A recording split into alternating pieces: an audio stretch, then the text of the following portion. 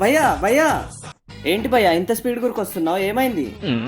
భయ్యా ఒకడు girl friend వల్ల బిచ్చగాడైందంట భయ్యా.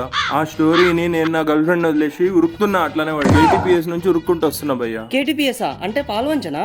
ఏంటి భయ్యా ఏం మాట్లాడుతున్నావు నువ్వు? భయ్యా నువ్వు ఎక్కడున్నావో తెలుసా? హైదరాబాద్ లో ఉన్నావు భయ్యా. ఏంటి హైదరాబాదా?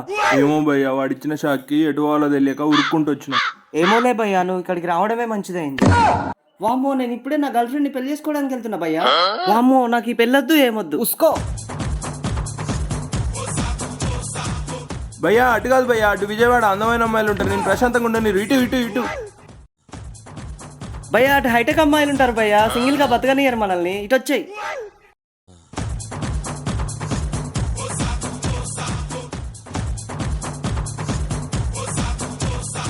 సరే మరి ఎటు వెళ్దాం భయ్యా?